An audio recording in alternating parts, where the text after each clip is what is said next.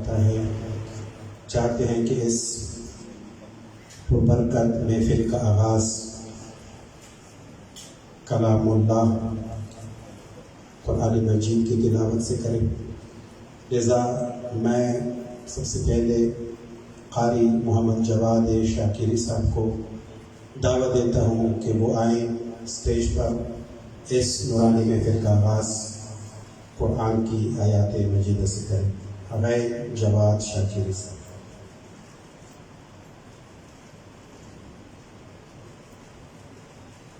अस्सलामु अलैकुम वरहमतुल्लाहि वबरकातुहू।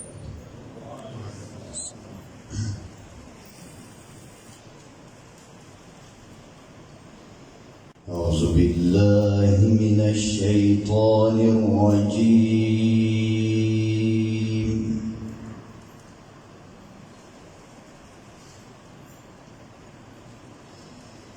बिस्मिल्लाहिर रहमानिर रहीम।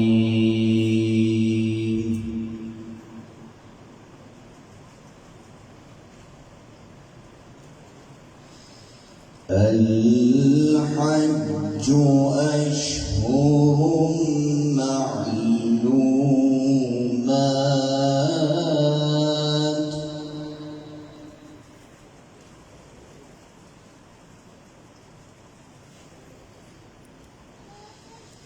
فمن فرض فيهن الحج فلا رفث ولا فسوق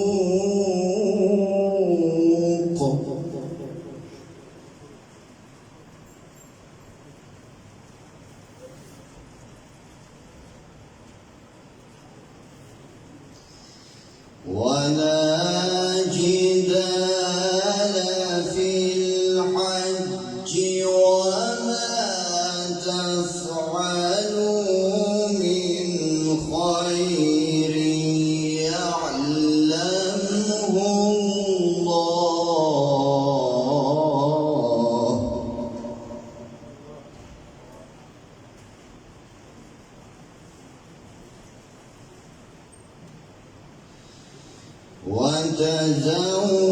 وتزودوا فإن خير الزاد التقوى واتقون يا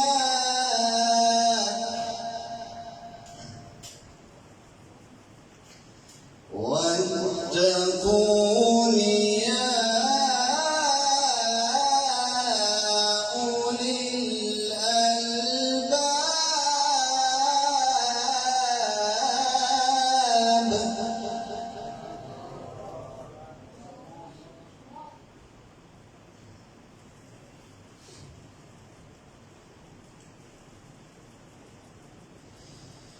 الله أكبر.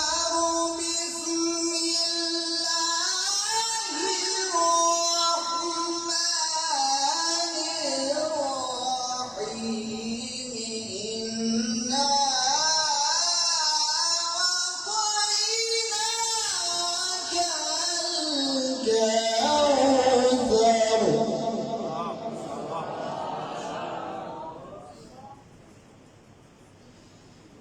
إنا أعطيناك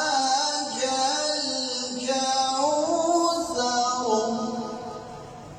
فصل لربك وانحر إن شانئك هو الأبتر. صدق الله العلي العظيم.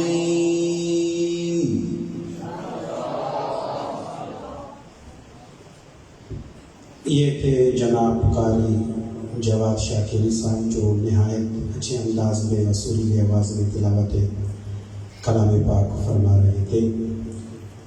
हमारी खुशकिस्मती है इस वक्त इस नूरानी महफिल में जो मुनक़िद है अज़मत कुरान व हज कॉन्फ्रेंस के नाम पर, اس کانفرنس میں سابقہ وفاقی وزیر برائے مذہبی امور جناب مولانا نور الحق قادری صاحب جو اپنے وفد سمیت تشریف لائے ہیں، اور اسی طرح سابقہ صوبائی وزیر قاری روح اللہ مدنی صاحب، اور اسی طرح مولانا سعید الہادی گلبہار نمبر 4 مدرسہ دارالعلوم ہادیہ جو محتمل ہے اس مدرسے میں، وہ بھی ہمارے اس محفل میں تشریف فرما ہے، اور عتیق الرحمن گیلانی بنی تحریک اعلاء کلمت اللہ و بنی وائلیٹ ضرب حق حال نوشت دیوار، وہ بھی تشریف فرما ہے۔ اس کے علاوہ جتنے بھی علماء کرام معززین تشریف لائے ہیں، سب کو اس پر محفل اس مہد علم میں عظمت قرآن و حج کانفرنس میں خوش آمدید کے سب کے لیے توفیقات میں اضافہ فرمائے انشاءاللہ۔ میں بلا تمہید، چونکہ وقت کافی گزر گیا ہے، میں زیادہ وقت نہیں لوں گا۔ میں اسماء حسنہ پڑھنے کے لیے جواد شاکری اور ساتھیوں سمیت دعوت دوں گا کہ وہ اسٹیج پر آئے، اسماء حسنہ پڑھیں، جواد شاکری اور اپنے ساتھیوں سمیت۔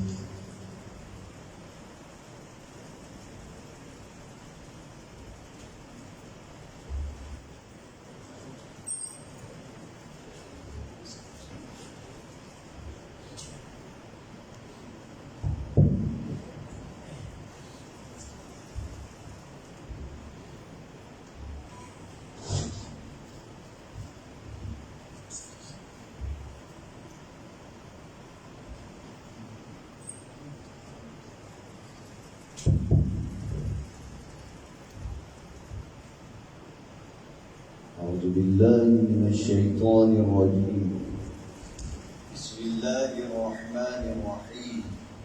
ولله الأسماء الحسنى فادعوه بها. صدق الله العلي العظيم.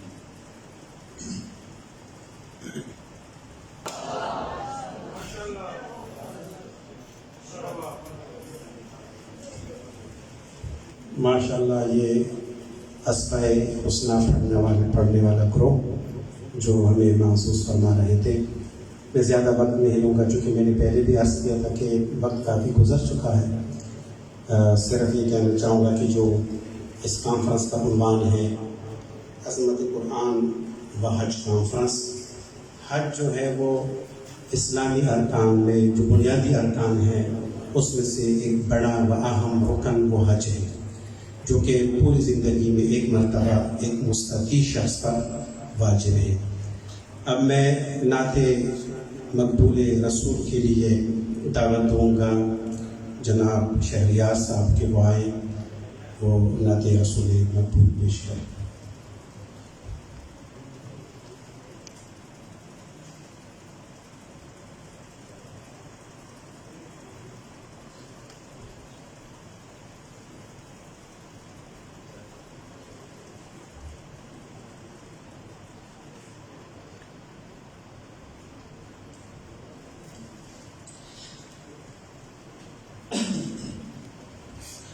اعوذ باللہ من الشیطان الرجیم، بسم اللہ الرحمن الرحیم۔ الحمد للہ الذی لا یبلغ بدعته القائلون ولا یقصینا ماءه العابدون ولا يعدي حقه المجتهدون۔ اشرف الانبیاء والمرسلین، السید العربی المقی المدنی القرشی الطحان المحمود الاحمد مصطفى الامجد ابی القاسم محمد بن عبد حاضر ہوں، نام پیش کرنے کی سعادت حاصل کرتا ہوں۔ تمام جتنے بھی سامعین ہیں، ایک مرتبہ ہدیہ صلوات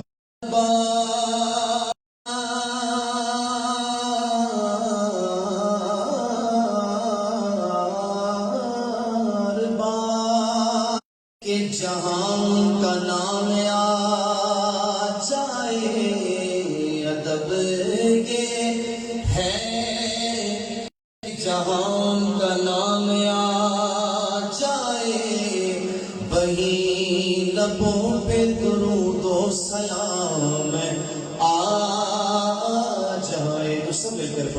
اللہ علیہ یا قابل میں اگر ہو جاؤں ان کی تحدیث کے قابل میں اگر ہو جاؤں. کیا خوبصورت دعا ہے جناب مظفر وارثی کا لکھا اور پڑھا ہوا کلام. ان کی راہوں پہ مجھے اتنا چلانا یارا، ان کی راہوں پہ مجھے اتنا چلانا یارا کہ سفر کرتے ہوئے سفر ہو جاؤں، کہ سفر کرتے ہوئے گرد سفر ہو جاؤں. زندگی نے تو سمندر میں مجھے پھینک دیا. استغاثہ ہے اللہ رب العزت سے حضور کے صدقے میں. زندگی نے تو سمندر میں مجھے پھینک دیا، اپنی مٹھی میں جو لے لے تو گوہر ہو جاؤں. اپنی مٹھی میں جو لے لے تو گوہر ہو جاؤں. میرا محبوب گئے وہ راگ برے کون و مقام،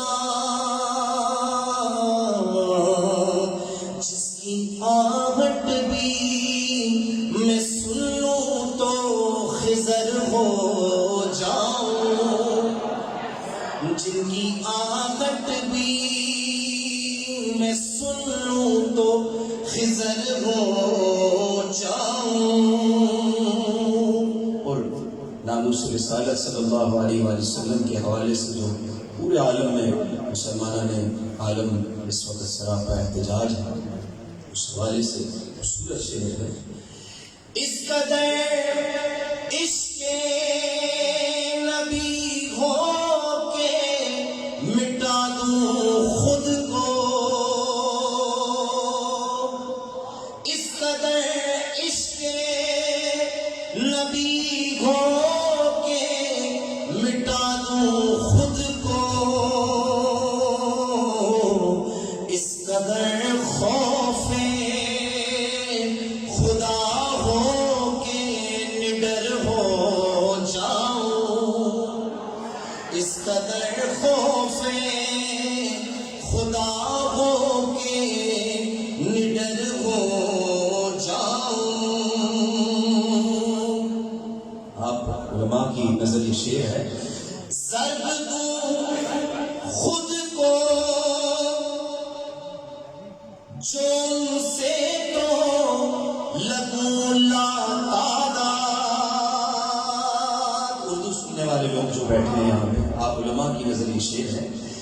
ضرب دوں خود کو جو ان سے تو لگوں لاتعداد. ارے وہ جو مجھ میں سے نکل جائے صفر ہو جاؤں، وہ جو مجھ میں سے نکل جائے صفر ہو جاؤں. آرزو اب تو مظفر جو کوئی ہے تو یہ ہے، آرزو اب تو مظفر جو کوئی ہے تو یہ ہے، جتنا باقی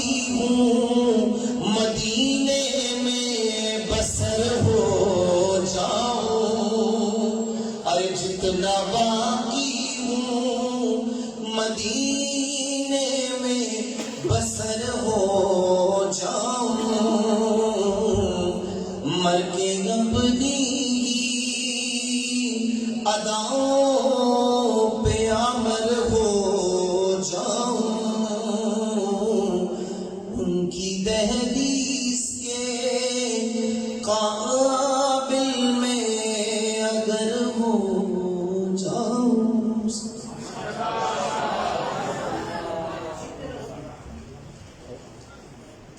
یہ تھے جناب اخونزادہ شہریار صاحب جو انتہائی اچھے انداز و سریلی آواز میں نعت مقبول رسول پیش فرما رہے تھے.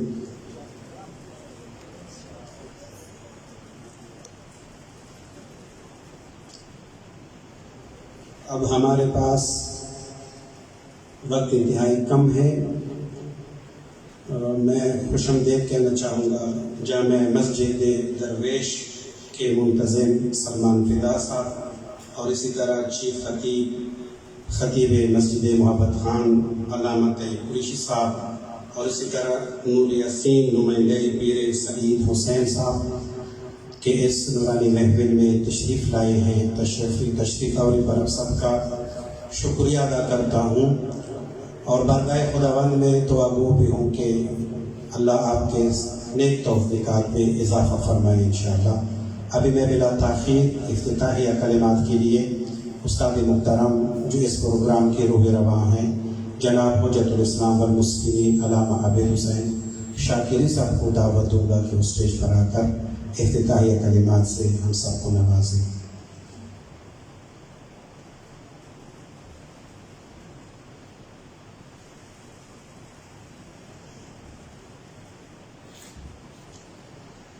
السلام علیکم ورحمۃ اللہ وبرکاتہ. اعوذ باللہ من الشیطان الرجیم. بسم اللہ الرحمن الرحیم. نحمده ونستعینه ونؤمن به ونتوکل علیہ ونصلی ونسلم علی رسوله الکریم واہل بیتہ الطیبین الطاہرین المعصومین واصحابہ المنتجبین واللعنۃ الدائمۃ علی اعدائهم اجمعین من الآن الی لقاء یوم الدین. اما بعد. قال اللہ الحکیم فی کتابہ بسم اللہ الرحمن الرحیم. انا نحن نزلنا الذکر وإنا له لحافظون. میں سب سے پہلے اپنے تمام معزز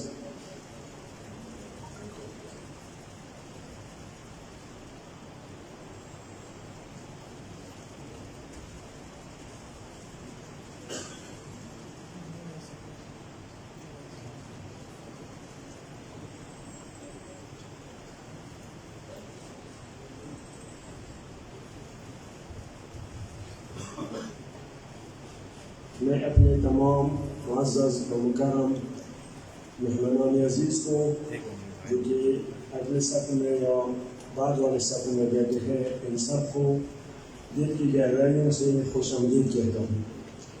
چونکہ وقت مختصر ہے ورنہ ہر مہمان بہت ہی صاحب عزت ہے. ہر مہمان کے لیے مجھے چاہیے تھا کہ ان کے الگ الگ جو خدمات ہیں ان کا تھوڑا تھوڑا تذکرہ کروں، لیکن وقت کی اختصار کی وجہ سے 4 بجے کے بجائے اب تقریباً 6 سے ٹائم گزر گیا کہ ہم ابتدا میں ہیں. جیسا کہ معلوم ہے ہمارا جو کانفرنس ہے عظمت قرآن اور عظمت حج، میرے خیال میں یہ دونوں ایسے موضوعات ہیں کہ یہ وقت کی ضرورت ہے. اس حوالے سے تو جو ہمارے معززین ہیں وہ تفصیلاً گفتگو فرمائیں گے. میں وقت کی اختصار کی وجہ سے تفصیلات سے گریز کرتے ہوئے کچھ مسائل آپ خدمت میں عرض کرنے والا ہوں. جہاں تک قرآن مجید کا تعلق ہے، قرآن مجید تمام مسلمانوں کا وہ بنیادی کتاب ہے کہ جس کے بارے میں تمام مسلمان معتقد ہیں کہ قرآن مجید اللہ تعالیٰ کی طرف سے نازل شدہ کتاب ہے. جبرائیل امین کی توسط سے خاتم النبیین پہ اس میں تحریف کا اصل تصور ہی غلط ہے، کیونکہ خود خدا متعال نے اس کے بارے میں جو مجیدہ میں ابتدا میں آپ خدمت میں تلاوت کی. ارشاد خداوندی ہے انا نحن نزلنا ذکر وانا له لحافظون. بتحقیق ہم نے ذکر بھی قرآن مجید کے نام میں سے ایک نام ہے. ہم نے قرآن مجید کو ہم نے ذکر کو نازل کیا اور ہم اس کی حفاظت کرنے والے ہیں. تو جس چیز کی حفاظت کرنے والی ہستی خود اللہ تعالیٰ ہو اس میں پھر تحریف کا سوچنا بھی گمراہی ہے. تو قرآن مجید کی وہ کتاب ہے جو تحریف سے پاک ہے. جس طرح خاتم النبیین صلی اللہ علیہ وسلم پہ نازل ہو چکا تھا اس حوالے سے اس میں ایک آیت تو چھوڑے، ایک حرف تو چھوڑے، اصلاً کسی قسم کی اس میں کمی اور بیشی نہیں ہے۔ جو کمی اور بیشی کا عقیدہ رکھتا ہو کہ نعوذ باللہ قرآن مجید یا کم ہے یا زیادہ ہے، وہ تمام مسلمانوں کے نزدیک وہ گمراہ ہے۔ تو ایک ضروری بات میں آپ خدمت میں عرض کرنا چاہتا ہوں کہ قرآن مجید یہ وہ تحریف سے پاک کتاب ہے جس کے بارے میں ہم سب مسلمان متفق ہیں۔ اس کے ساتھ ساتھ قرآن مجید کے حوالے سے میں یہ بھی عرض کروں کہ قرآن مجید یہ وہ عظیم کتاب ہے کہ اگر ہم اس کتاب کا حق اگرچہ ادا تو نہیں کر سکتے، ادا کر دیں تو یقیناً ہمارے مسلمان تو چھوڑے دنیا کے مسائل شاید حل ہو جاتے ہیں۔ ایک شخص کے بارے میں ہے کہ کوئی مریض کسی ڈاکٹر کے پاس گیا تھا، تو ڈاکٹر کے پاس جب چلے گیا، ڈاکٹر نے اس مریض سے کہا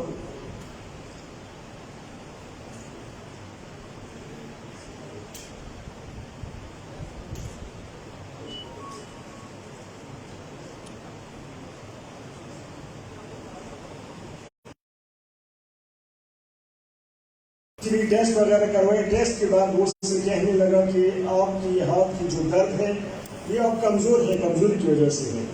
یہ کہنے لگا کہ مثلا سینے میں بھی درد ہے، تو ڈاکٹر نے کچھ ٹیسٹ وغیرہ کروا کے اس کے بعد ڈاکٹر نے کہا کہ یہ بھی کمزوری کی وجہ سے ہے۔ بدن کی کسی اور حصے کا شکایت کیا تو یہ بھی ڈاکٹر نے ٹیسٹ وغیرہ کروائے، کہا کہ آپ کمزور ہیں۔ بہرحال جو بھی وہ کہتا کہ اس جگہ میں درد ہے، اس جگہ میں درد ہے، ڈاکٹر ٹیسٹ وغیرہ کروا کے کہتا کہ آپ کمزور ہیں، آپ کمزور ہیں۔ تو آخر میں وہ غصے ہوا، اس نے کہا کہ ڈاکٹر صاحب آپ کے لیبارٹری میں سوائے کمزوری کا کوئی وہ نہیں ہے۔ تو اس نے کہا کہ جو آپ غصہ کریں یہ بھی آپ کمزور ہیں، یہ بھی آپ کی کمزوری ہے۔ حقیقت یہ ہے کہ آج ہماری جو پریشانیاں ہیں، ہمارے جو آپس میں مسائل ہیں انسانوں کے، خاص کر مسلمانوں کے، اس کا بنیادی سبب اللہ تعالیٰ کی کلام قرآن۔ اگر ہم صحیح معنی میں قرآن مجید کو اپنائیں، قرآن مجید پہ چلیں تو یقیناً ہمارے سارے کے سارے مشکلات اسی قرآن میں ہیں اور ہمارے سارے کے سارے مشکلات حل ہیں۔ علماء تشریف فرما ہے، معززین تشریف فرما ہے۔ دیکھو قرآن کے بارے میں علماء فرماتے ہیں اگر سمجھتے ہیں عمل میں تو ایسے مشکلات ہیں، اور یہ وہ المناک باب ہے، یہ وہ المناک بات ہے۔ دیکھو خاتم النبیین کے بارے میں ہم کہتے ہیں وَمَا أَرْسَلْنَاكَ إِلَّا رحمۃ للعالمین، خاتم النبیین عالمین کے لیے رحمت ہے۔ اور خاص کر قیامت کے بارے میں وَلَسَوْفَ يُعْطِيكَ رَبُّكَ فَتَرْضَىٰ، لیکن اس کے باوجود خاتم النبیین کی ایک فریاد قیامت کے دن یہ ہے یا رب وقال رسول یا رب ان قوم اتخذوا هذا القرآن مہجورا، یعنی خاتم النبیین بروز قیامت اللہ تعالیٰ کی درگاہ میں شکوہ کرے گا کہ اے رب میری قوم نے قرآن کو ہجرت میں چھوڑا ہے۔ تو میرے خیال میں یہ قرآن مجید کو ہجرت میں چھوڑنا ہے، یہ جو آج ہماری قرآن سے دوری ہے۔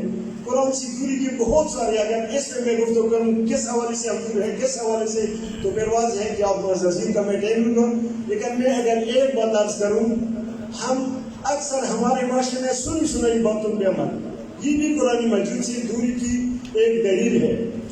آپ کو ولید کا واقعہ یاد ہے کہ جب خاتم النبیین صلی اللہ علیہ وسلم نے بنی مستلق کبیری کی طرف اس کو بھیجا کہ آپ ان سے زکوٰۃ وصول کریں، وہ جب زکوٰۃ کے لیے گیا ان کو پتہ چلا کہ خاتم النبیین کا نمائندہ آ رہا ہے، وہ استقبال کے لیے نکلے، لیکن ولید کو غلط فہمی ہو گئی۔ وہ یہ سوچنے لگا کہ شاید چونکہ ان سے میں مال لیتا ہوں شاید یہ مجھے قتل کرنا چاہتے ہیں، تو وہاں سے واپس ہوا۔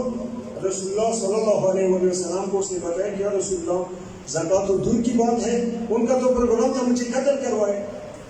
اب جو منکرین زکوٰۃ ہے ان کے ساتھ تو جہاد واجب ہے، تو خاتم النبیین سے فکر میں تھا کہ ان کے خلاف کوئی لشکر تیار کروں تاکہ جہاد کروں۔ اس وقت یہ آیت مجیدہ نازل ہوئی یا ایھا الذین آمنوا ان جاءکم فاسق بنبأ فتبینوا، اے ایمان والو اگر آپ کے پاس کوئی فاسق شخص کوئی خبر لے آئے تو اس میں تحقیق کرو۔ اب اس آیت مجیدہ کو مد نظر رکھتے ہوئے ہمارے معاشرے میں سنی سنائی باتوں پہ جو عمل ہے، سنی سنائی باتوں پہ ہمارا معاشرہ جو روان دوان ہے، اس حد تک کہ بعض اوقات انسان اصلا اپنے بارے میں ایسا کرتے ہیں کہ میں کس طرح ہوں۔ تو حقیقت یہ ہے کہ اگر ہم ہمارا جو معاشرہ ہے ہم سنی سنائی باتوں پہ عمل کریں، ہم سنی سنی باتوں کو ترک کریں، ہم تحقیق جو ہے تحقیق کا راستہ اپنائیں، کسی کے بارے میں کوئی بات سن کے باور نہ کریں، خاص کر جو آپ کا ہم نظریہ نہیں ہے، تھوڑا بہت نظریے میں آپ کے ساتھ اس کے اختلاف ہے، تو اس حوالے سے اگر ہم تحقیق سے کام لیں تو ہمارے کافی سارے مسائل امید ہے کہ حل ہو جائیں گے۔ ہماری صورتحال یہ ہے، غیروں سے سنا تم نے، غیروں سے کہا تم نے، کچھ ہم سے سنا ہوتا، کچھ ہم سے۔ صورتحال یہ ہے کہ ہم مثلا میں کسی ایسے شخص کے بارے میں جو میرے نظریے والا نہیں ہے اس کے بارے میں غیروں سے سنتا ہوں اور غیروں سے اس کی تصحیح بھی کرتا ہوں، تو اس طرح تو مسائل حل نہیں ہوں گے۔ نہ اس سے میں اس کے پاس جانا نہ صرف میں سمجھتا ہوں کہ اس کے پاس جاؤں، اس کی باتیں سن لوں، کسی دشمن سے سن لیا، کسی اس سے مخالف سے سن لیا، اور پھر اس کے مخالف سے اس کی تصدیق بھی کرواتا ہوں کہ یہ کیا ہے، تو واضح ہے کہ وہ کس طرح رائے دے گا۔ ساتھ یہ کہ اپنے بارے میں تعبیر بھی قابل قبول ہے، میں اپنے بات کے بارے میں کوئی توجیہ پیش کروں، کوئی تعبیر بھی پیش کروں، وہ ٹھیک ہے میرے نزدیک، لیکن دوسرے کی نہ تعبیر مجھے قابل قبول ہے، نہ اس کی توجیہ مجھے قابل قبول ہے، تو اس طریقے سے تو واضح ہے کہ مسائل آگے نہیں بڑھیں گے۔ ہم نے انصاف کا دامن جو ہے اس کو پکڑنا ہے، ہم نے زیادتی جو ہے اس کو چھوڑنا ہے۔ تو میرے خیال میں جیسے کہ میں نے عرض کیا، ہمارے یہ اسلامی معاشرے خاص کر ہمارا ملک ہے، دوسرے جو ممالک ہیں، جو پریشانیاں ہیں، ان پریشانیوں میں ایک سبب جو ہے وہ قرآن مجید سے جڑی ہے۔ خدا کرے کہ قرآن مجید جو ہم نے ہجرت میں چھوڑا ہے، اگر ہمارا معاشرہ اس حد تک آئیڈیل بنے کہ ہم جو بھی کام کریں، کسی کے ساتھ دوستی کریں، کسی کے ساتھ دشمنی کریں، جہاں پیسہ خرچ کریں، جہاں پیسہ خرچ نہ کریں، جو بھی کام کریں، اگر وہ قرآن مجید کے مطابق ہو، ہم اس کو انجام دیں، اگر اس کے مطابق نہ ہو، اس کو ترک کریں، تو ہمارا معاشرہ آئیڈیل معاشرہ بن جائے گا۔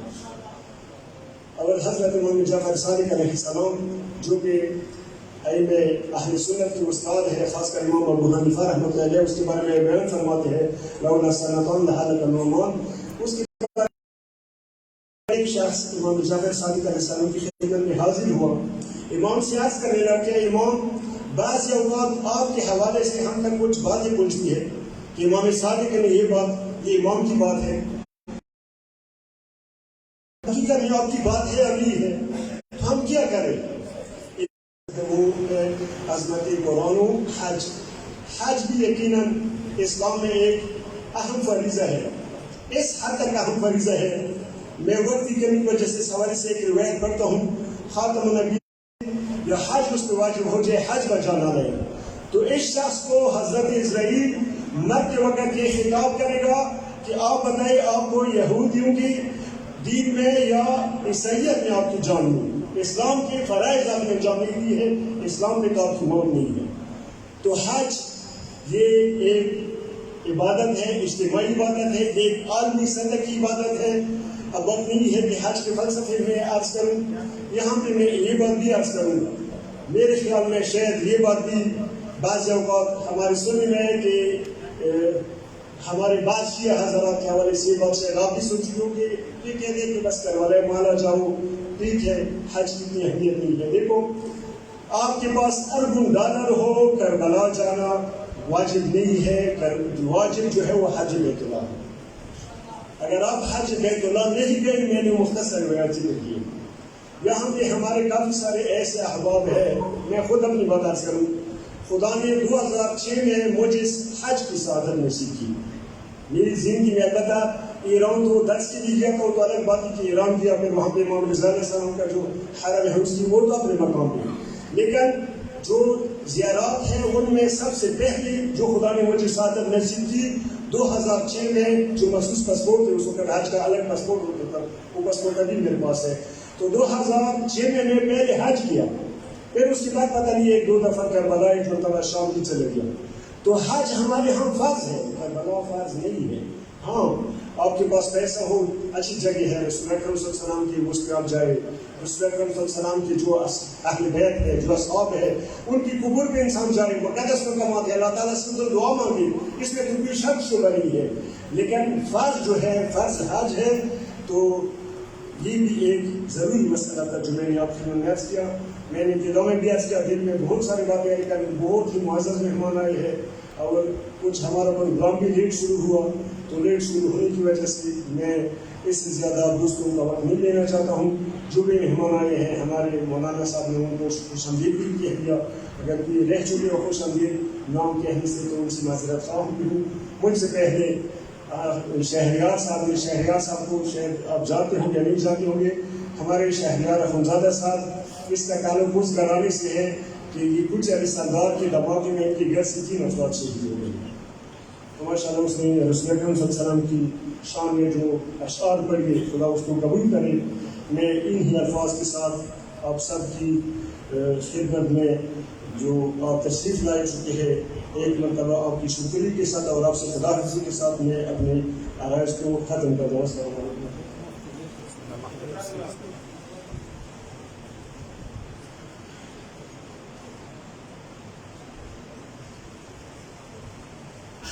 یہ تھے استاد محترم جناب علامہ عبید حسین شاکری صاحب جو عدم تعریف قرآن و اہمیت حج پر گفتگو فرما رہے تھے.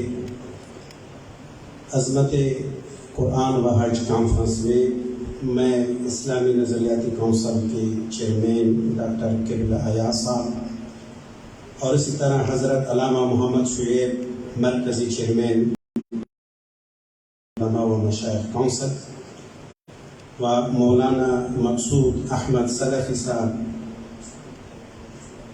اور اسی طرح وقار احمد اعوان صاحب، مولانا ہدایت اللہ صاحب اور اس کے ہمراہ جو ساتھی ہیں محمد خان صاحب، ڈاکٹر عبدالرحمن صاحب، خدا میں کہ آپ کی یہ تشریف آوری اپنی بارگاہ میں قبول فرمائیں. عدم تعریف قرآن و اہمیت حج کے بارے میں اس طرح آغا صاحب گفتگو فرما رہے تھے. حضرت امام خمینی رضوان اللہ تعالیٰ علیہ کا جو ایک فرمانہ ہے عدم تعریف قرآن کے بارے میں کہ جو شخص بھی قرآن مجید کے حفظ و کتابت کے بارے میں کہ جو مسلمانوں نے روز اول سے جب پہلی وحی اتری تھی اس وقت سے لے کر آج تک جتنی اہمیت دی ہے کتابت کی صورت میں حفظ کی صورت میں، اگر یہ احاطہ کوئی کر سکے تو بعید ہوگا اور بجا ہوگا اور غلط ہوگا کہ وہ تحریف قرآن کے وہ قائل ہو جائیں، کیونکہ مسلمانوں نے اتنی اہمیت کی ہے. حفظ اور کتابت سے پتہ چلتا ہے کہ یہ تحریف کو مستفید فرمائیں. عتیق الرحمن گیلانی صاحب.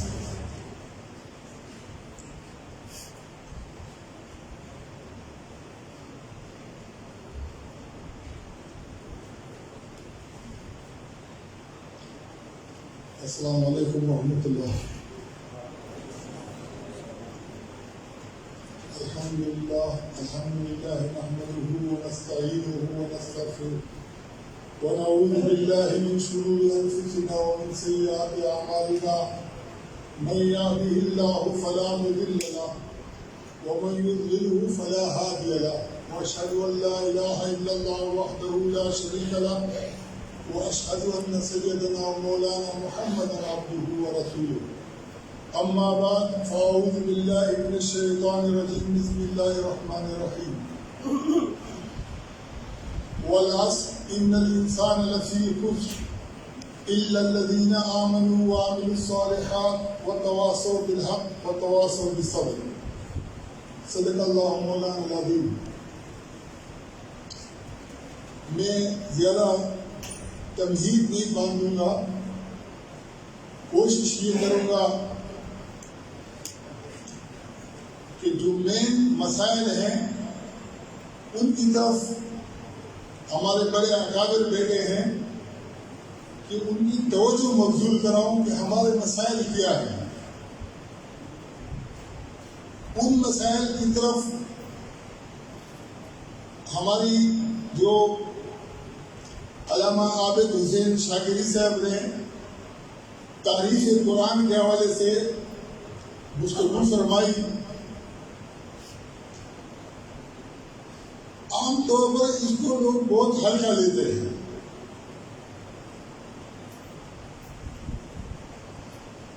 جب جو نا عوام کا اجتماع ہوتا ہے تو عوام کے اندر کہتے ہیں کہ زیر زبر پیش کی بھی تعریف نہیں ہوئی ہے، لیکن جب مدارس کے اندر پڑھاتے ہیں، میں اپنے مکتبہ فکر کی بات کروں گا، اگرچہ میرا ایسا کوئی خاص مکتب نہیں ہے۔ وفاق المدارس کے صدر مولانا سلیم اللہ خان صاحب محدث العصر کے علاقے تھے، اپنے وقت کے بہت بڑے عالم تھے۔ ان کی بخاری کی شرح ہے کشف الباری۔ کشف الباری کے اندر بخاری کی ایک روایت ہے، حضرت ابن عباس سے وہ روایت منقول ہے کہ حضرت علی نے فرمایا کہ رسول اللہ صلی اللہ علیہ وسلم نے دو گدوں کے درمیان، دو جلدوں کے درمیان جو قرآن چھوڑا ہے اس کے علاوہ ہمارے پاس کچھ بھی نہیں چھوڑا ہے۔ اب یہ بخاری کی حدیث ہے اور مولانا سلیم اللہ خان صاحب نے کشف الباری کے اندر نقل کی ہے، اور اس کی وضاحت کے اندر یہ لکھا ہے، اس کی تشریح میں یہ لکھا ہے کہ امام بخاری نے یہ روایت کیوں نقل کی ہے۔ انہوں نے لکھا ہے کہ یہ روایت اس لیے نقل کی ہے کہ چونکہ اہل تشیع شیعہ لوگ یہ تعریف قرآن کے قائل ہیں، تاکہ یہ ان کی روایت سے ثابت کیا جا سکے کہ دیکھو علی بھی تعریف قرآن کے قائل نہیں تھے، ابن عباس بھی نہیں تھے، لیکن اصل بات کیا ہے؟ وہ کہتے ہیں کہ اصل بات یہ نہیں ہے۔ اصل بات وہ کہتے ہیں کہ جب حضرت عثمان قرآن کو جمع کر رہے تھے تو اس جمع کے دوران حضرت عبداللہ ابن مسعود ناراض تھے۔ کیوں ناراض تھے؟ کہ مجھے جمع قرآن میں شریک نہیں کیا۔ وہ عبداللہ ابن مسعود جس کے بارے میں رسول اللہ صلی اللہ علیہ وسلم نے فرمایا کہ اگر قرآن سیکھنا ہو تو عبداللہ ابن مسعود سے سیکھو۔ ہمارے جو بڑے بڑے مفسرین ہیں، مولانا مودودی صاحب، علامہ شبیر احمد عثمانی، علامہ غلام رسول سعیدی، انہوں نے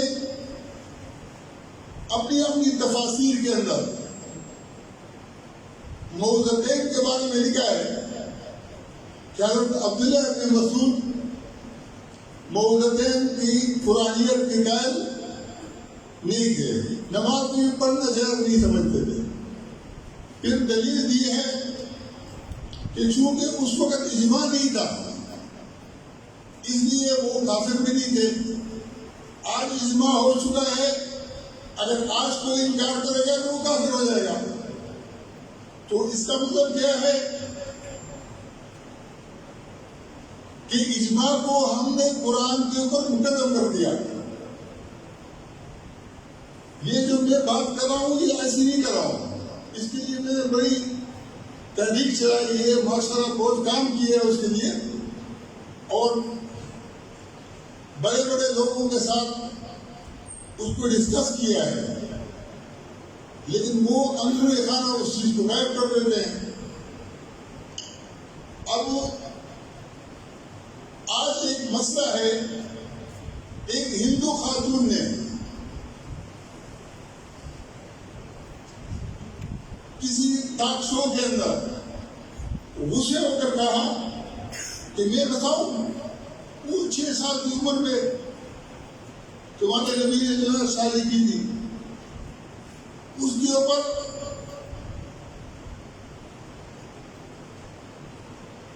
پورا عالم اسلام بہت غصے میں ہے۔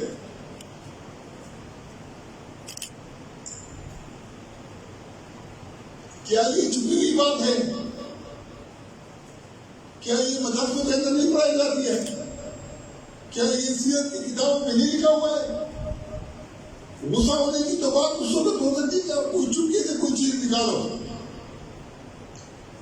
اگر مشہور جو مسالک ہے، اگر ان کی بات صحیح ہو کہ 11 نبی میں آپ کا نکاح ہوا تو اس کا مطلب کیا ہوگا کہ 5 ہجری کے بعد حضرت عائشہ کی پیدائش ہوئی ہے. اب 5 ہجری کے اندر حضرت عائشہ کی پیدائش اگر ثابت ہو تو کیا وہ جو اتنا مشکل والا دور تھا، ابو بکر صدیق رسول اللہ صلی اللہ علیہ وسلم کے رائٹ ہینڈ تھے، ان سے ایک دشمن اتنی چھوٹی بچی کا رشتہ مانگ سکتا تھا؟ 6 سال سے 11 سال کی عمر تک. حالانکہ طبقات ابن سعد میں بھی لکھا ہے، تاریخ طبری میں بھی لکھا ہے، اور جو احادیث کے کتابیں ہیں ان کے اندر یہ ثابت ہوتا ہے کہ حضرت عائشہ کی عمر نکاح کے وقت 16 سال تھی اور رخصتی کی عمر 19 سال تھی. اچھا، آج ہم اس عمر کے اوپر اتنا ہم نے جو ہے نا آسمان سب کو اٹھایا ہوا ہے، ریاستیں اور جو ہے نا عوام اور علماء. میں پوچھنا چاہتا ہوں کہ جب حضرت عائشہ رضی اللہ عنہ کے اوپر بہتان لگا، یہ عمر کے حساب سے اگر 2 خاندان ایکسپٹ کرے، کوئی معاشرہ اس کو جو ہے نا ایکسپٹ کرتا ہو، وہ زیادہ اشتیاق والی بات ہے. یہ اشتیاق پھیلا تھا؟ نہیں پھیلا تھا. خاتون اول کے اوپر بہتان کی کون سی سزا لگی؟ ایک عام جھاڑو کش عورت کے اوپر بھی اگر بہتان لگے تو اس کے لیے بھی وہی سزا ہے جو اما عائشہ رضی اللہ عنہ کے اوپر لگی. اسلام کا یہ جو مساوات والا قانون ہے نا، یہ وہ قانون تھا جس کی وجہ سے خلافت راشدہ کا دور ہو، امارت میں بنو عباس اور بنو امیہ کا دور ہو، بادشاہ کے اندر خلافت عثمانیہ کا دور ہو، امت مسلمہ نے فتوحات کے اوپر فتوحات کی. عرب معاشرے کے اندر جو غلام تھے اور جو آزاد تھے، ان دونوں کے حقوق جدا جدا تھے. جب انگریز نے ہمیں غلام بنایا تو جو کلیدی عہدے تھے جنرلوں کے، فوجیوں کے، وہ انگریز کے پاس ہوتے تھے، اور جو عام کلرک ٹائپ کا طبقہ ہوتا تھا وہ غلام ہوتا تھا. اب انہوں نے اس کے لیے قوانین بنائے ہیں کہ اگر آپ جج کی بےعزتی کرو گے 2200، اور اگر آپ عام آدمی کی بےعزتی کرو گے نا تو اس کے لیے کوئی حد تک نے اس غلامی اور جو آزادی کا جو تصور تھا اس کو ختم کیا. آج طاغوت کے نظام سے نکلنے کے لیے ہمیں سب سے پہلے یہ وہ قرآن ہے، جب ایک عورت مجادلہ کرتی ہے تو اوپر سے وہی نازل ہوتی ہے قد سمع اللہ قول التی تجادلک فی زوجہا، اور عورت کے حق میں وہی نازل ہوتی ہے. یہ وہ قرآن ہے جب بدر کے اندر قیدیوں کے بارے میں اکثریت کا فیصلہ ہوتا ہے کہ ان کو جو ہے نا فدیہ دے کر چھوڑ دیا جائے. وہی نازل ہوتی ہے کہ نبی کے لیے مناسب نہیں تھا کہ اس کے پاس قیدی ہوں یہاں تک کہ خون پائے. تم دنیا چاہتے ہو، اللہ آخرت چاہتا ہے. پھر جب عورت کے اندر بڑی تکلیف پہنچتی ہے مسلمانوں کا، مسلمان آپے سے باہر ہو جاتے ہیں، اوپر سے رہنمائی ہوتی ہے کہ لا یجرمنکم شنآن قوم الا تعدلوا. وہی کی رہنمائی جب موجود تھی، میں اس کا ازالہ کروں گا کہ رسول اللہ صلی اللہ علیہ وسلم نے ایک شخص کے لیے دعا مانگی کہ اس کو اللہ مال دے. اس کو بہت سارا مال مل گیا. جب زکوٰۃ مانگی اس نے زکوٰۃ نہیں دی، زکوٰۃ کے انکار پر قتال نہیں کیا. اور حج کے اوپر، نماز کے اوپر جبر لا اکراہ فی الدین، کے اندر زبردستی کا کوئی تصور نہیں ہے۔ رسول اللہ صلی اللہ علیہ وسلم نے جو نظام متعارف کرایا اس نظام کے اندر بھی زبردستی نہیں تھی۔ آج اگر ہم دنیا کے اندر غالب ہو سکتے ہیں تو اس قرآن کی طرف متوجہ ہو کر اس کی روشنی میں اگر چلیں گے تو سکاویت بھی ختم ہو سکتی ہے اور جو ہے نا ہم یہ ساری مشکلات سے بھی نکل سکتے ہیں۔ وآخر دعوانا الحمدللہ رب العالمین۔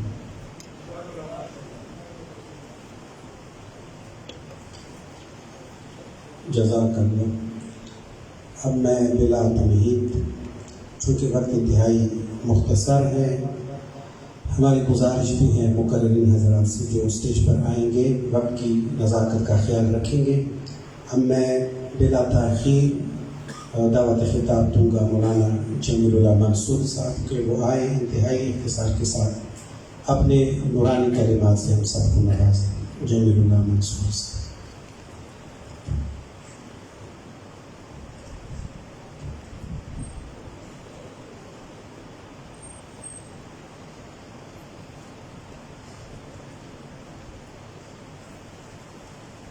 بسم اللہ الرحمن الرحیم۔ الحمدللہ رب العالمین، والصلاة والسلام علی اشرف الانبیاء والمرسلین محمد وآلہ واصحابہ واتباعہ واہل بیتہ اجمعین الی یوم الدین۔ میرے معزز محترم ارباب علم و دانش، قابل قدر علماء کرام اور اسٹیج پہ بیٹھے ہوئے علماء کرام معززین، مجھے بھی خطاب کا موقع انہوں نے دیا۔ میں زیادہ وقت نہیں لوں گا چونکہ یہ موضوع ہے عظمت قرآن اور حج کے بارے میں۔ یہ موضوع بہت آسان موضوع ہے، اس پر جتنی بحث اور جتنی وعظ کی جائے کم ہے، اور اس کی مثال سورج کی طرح ہے جس کی روشنی ہر جگہ ہے۔ تو میں حج کے بارے میں ایک بات کروں گا اور قرآن پاک کے بارے میں بھی کہوں گا۔ حج کے بارے میں ایک کتاب ہے بزرگوں کی، کیمیائے سعادت اس کا نام ہے۔ دوسرا کتاب ہے اسرار الحج، تیسرا کتاب ہے احیاء علوم الدین، اور چوتھا کتاب ہے نزہۃ الناظرین۔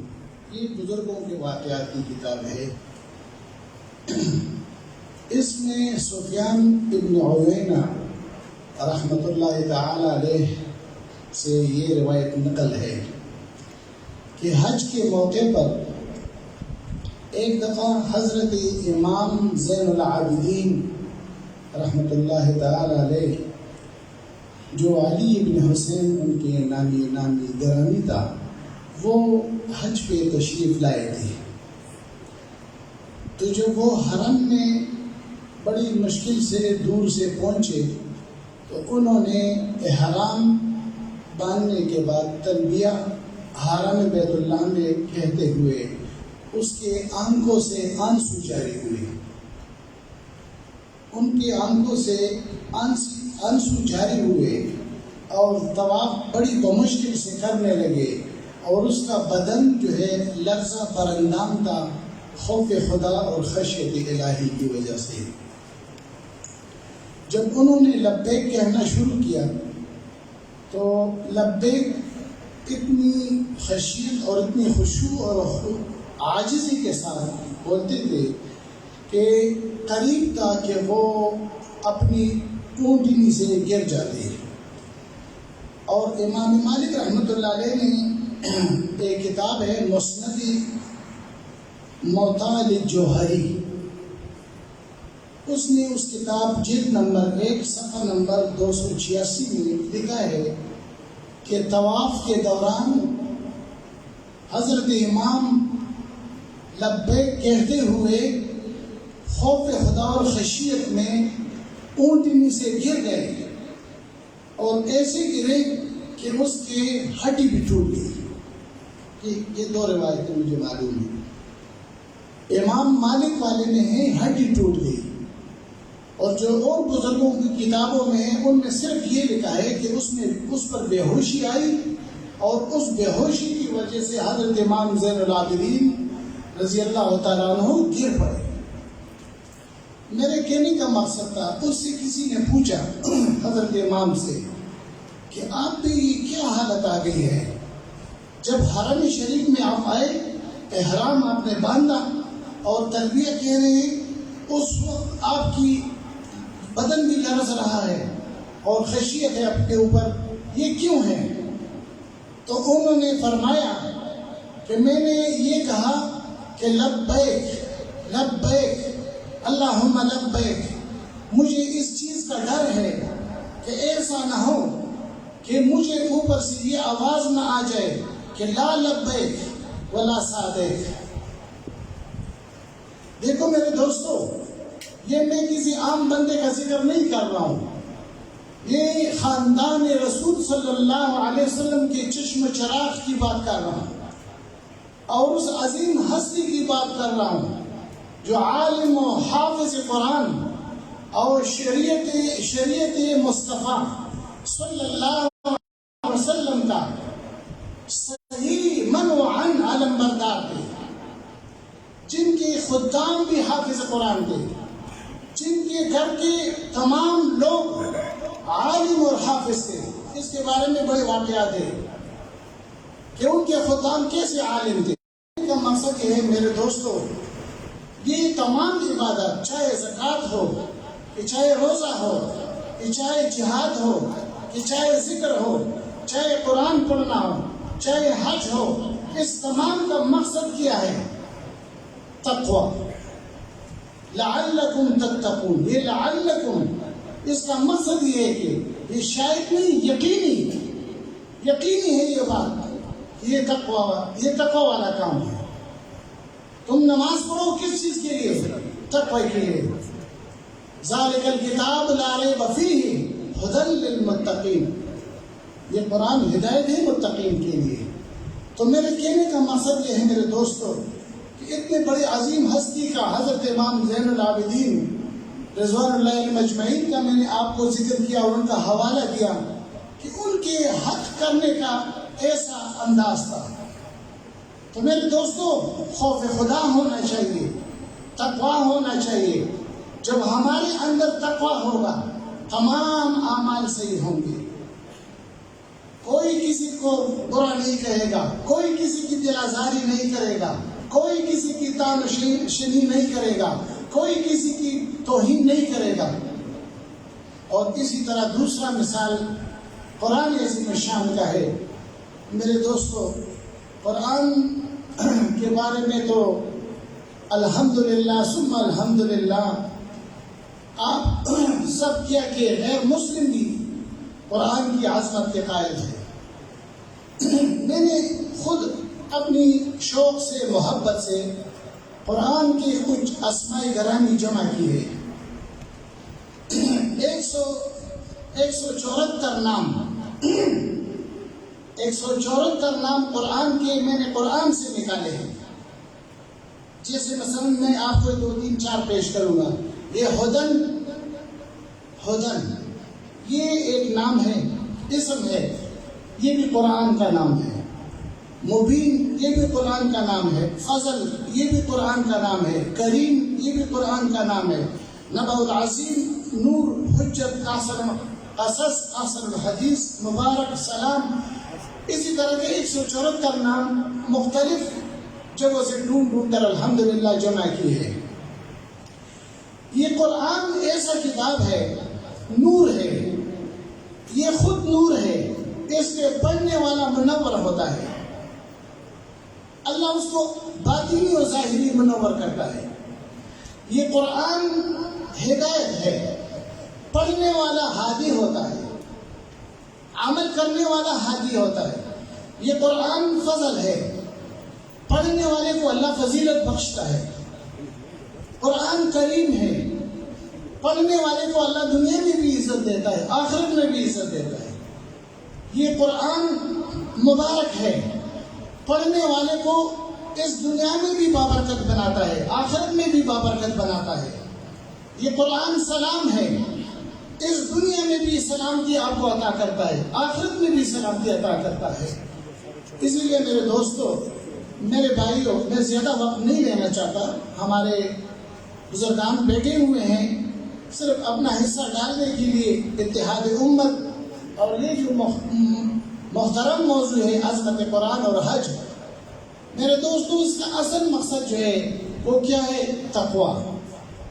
قرآن کا مقصد کیا ہے؟ تقویٰ، کہ ہمارے اندر تقویٰ ہو، ہمارے اندر محبت ہو، ہمارے اندر اخوت ہو، ہمارے اندر بھائی چارہ ہو، اور ہم آپس میں مل جل کر رہے، خوشی سے رہے اور ایک دوسرے کو برداشت کرے۔ اللہ تعالی ہمارا حامی و ناصر ہو۔ والسلام علیکم ورحمۃ اللہ وبرکاتہ۔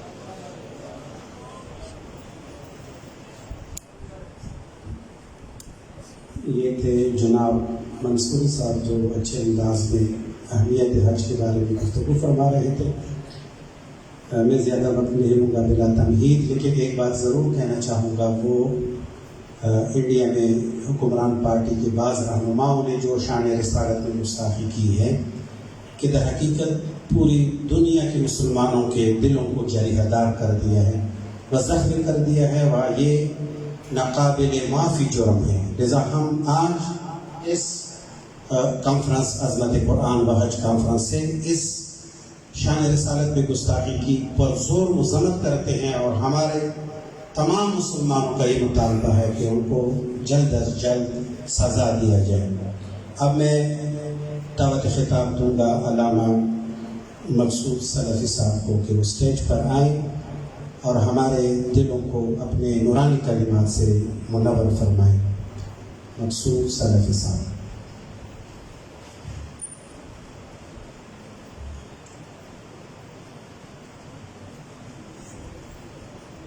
نحمده ونصلي على رسوله الكريم، اما بعد فاعوذ باللہ من الشیطان الرجیم، بسم اللہ الرحمن الرحیم۔ اسٹیج پہ تشریف فرما معزز اکابری، علماء کرام، حاضرین مجلس، السلام علیکم ورحمۃ اللہ وبرکاتہ۔ وقت انتہائی کم ہے، اور اس کم وقت میں جو آج کا موضوع ہے عظمت قرآن اور حج، اسی کے بارے میں اگر آپ یہ بینر دیکھ لیں تو اس بینر میں ہی ساری دعوت ہماری ختم ہو جائے۔ یعنی قرآن عظیم الشان سے 3 آیات یہاں پہ درج ہے۔ پہلی بات، ذالک الکتاب لا ریب فیہ، کتاب میں کوئی شک ہے؟ آپ مجھے بتا دیں، کتاب عظیم الشان میں کوئی شک ہے؟ کتاب عظیم الشان میں کوئی شک ہے؟ ذرا آپ کی آواز نہیں آ رہی، مجھے لگتا ہے کہ یہ کوئی شک آپ کے دل میں ہے۔ ذالک الکتاب لا ریب فیہ، کتاب عظیم الشان میں کوئی شک ہے؟ شک ہے؟ نہیں ہے۔ یہ آج جامعہ عارف الحسینی سے پیغام جا رہا ہے۔ دوسری بات یہ ہے، اِنَّا نَحْنُ نَزَّلْنَا الذِّکْرَ وَإِنَّا لَهُ لَحَافِظُونَ، یہ قرآن وہ ذکر ہے جس کی حفاظت کا ذمہ کس نے لیا ہے؟ کس نے لیا ہے؟ آواز نہیں آ رہی، کس نے لیا ہے؟ اللہ نے لیا ہے۔ اور مَنِ اسْتَطَاعَ إِلَيْهِ سَبِيلًا، جس کو بھی حج کی استطاعت ہو تو اس پر حج لازم فرض ہے۔ یہ اس کا آج خلاصہ ہے۔ آج سے پہلے جس طرح سیکرٹری صاحب نے کہا کچھ ہم سے سنا ہوتا، کچھ ہم سے کہا ہوتا، آج ہم نے آپ سے سن لیا ہے، اور آج ہم کہہ رہے ہیں کہ قرآن حق ہے، اور اس ذکر کی حفاظت اللہ تعالیٰ نے اپنے ذمہ لے رکھی ہے۔ جو قرآن میں شک کرے گا وہ مسلمان نہیں ہے، جو ذکر میں شک کرے گا وہ مسلمان نہیں ہے، جو حج کی استطاعت ہونے کے بعد پھر کہے گا کہ جی میں حج نہیں کر سکتا، میں یہ شیعہ کی بات نہیں کرتا۔ شیعہ کے اوپر چلے ایسے الزام ہے، ہمارے اہل سنت میں ایسے لوگ ہیں جو کہتے ہیں جی ہماری عید نہیں ہے۔ ہمارے شہریوں میں ایسے لوگ، حضرت قبلہ صاحب بیٹھے ہیں، کہتے ہیں جی ہماری عید نہیں ہے۔ کیا بات ہے بھائی، تمہاری عید کیا ہے کہ تم عید نہیں ہے کہ تم حج کرو؟ حج فرض ہے جب اللہ نے کہہ دیا، اگر تمہارے پاس استطاعت ہے۔ اور یہ مختصر سی بات ہے، اور یہ ساری چیزوں کا خلاصہ یہ ہے کہ ان کی عظمت کو دل میں بٹھانا ہے۔ آج یہاں سے یہی پیغام لے کے جانا ہے، اور میں سمجھتا ہوں کہ جب ان کے اسٹیج سے ایک ذمہ دار شخص نے یہ کہہ دیا ہے تو پھر وہ پروپیگنڈے بند ہونے چاہیے تو ہم ایک دوسرے کے خلاف کرتے ہیں. اور آج کی یہ مجلس ہمارے ان بزرگ اکابر کی یہاں کی موجودگی حضرت قاری روح اللہ مدنی صاحب، قادری صاحب اور قبلہ ایاز صاحب، طیب قریشی صاحب اور یہاں پر بیٹھے ہوئے جتنے بھی علماء ہیں، مولانا اسماعیل صاحب جو تشریف لائے ہیں اور مختلف جماعتوں کے جو اکابر یہاں تشریف لائے ہیں، یہ اس بات کی واضح دلیل ہے کہ امت کے اتحاد میں اگر کوئی درار ڈالنے کی کوشش کرے گا تو انشاءاللہ یہ امت کے ذمہ دار جتنے بھی ہیں یہ اس کے سامنے سیسا ملائی ہوئی دیوار پر کر کھڑے ہوں گے انشاءاللہ. وآخر دعوانا الحمدللہ رب العالمین.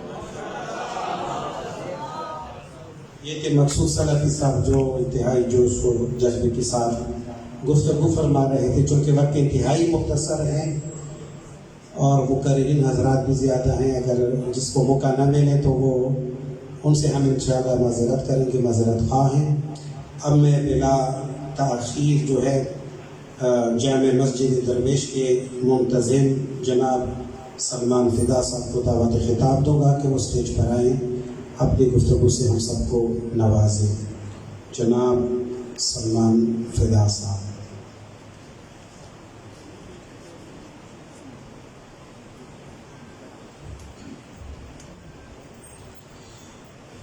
الحمد لله وكفى وسلام على عباده الذين اصطفى. أما بعد فأعوذ بالله من الشيطان الرجيم. بسم الله الرحمن الرحيم. إنا نحن نزلنا الذكر وإنا له لحافظون. وقال الله تبارك وتعالى ولله على الناس حج البيت من استطاع إليه سبيلا ومن كفر فإن الله غني عن العالمين. إن الله وملائكته يصلون على النبي يا أيها الذين آمنوا صلوا عليه وسلموا تسليما. اللهم صل على سيدنا محمد وآله وعترته بعدد كل معلوم لك. جزى الله عنا محمدا بما هو أهله. اللهم صل على محمد النبي الأمي وعلى آله وسلم تسليما كثيرا كثيرا. مولاي صل وسلم دائما ابدا على حبيبك خير الخلق كلهم. عزیزان محترم، عزیزان اسلام، اللہ رب العزت مجھے بھی اور آپ کو بھی ایمان کامل میں حصہ وافر نصیب فرما دے. میں عابد حسین شاکری صاحب اور جملہ منتظمین کو خراج تحسین پیش کرتا ہوں اس مجلس کے انعقاد پر.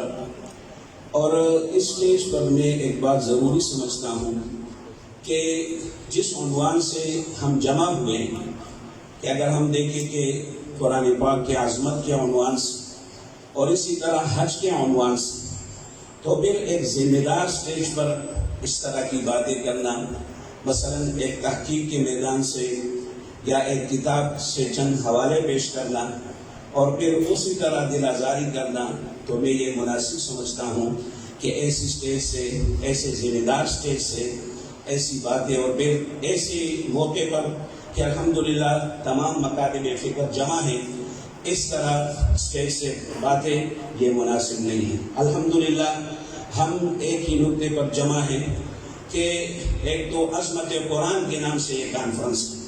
میں اس عنوان پہ سوچ کر رہا تھا کہ ہمارا کلمہ ہے کہ لا الہ الا اللہ محمد الرسول اللہ.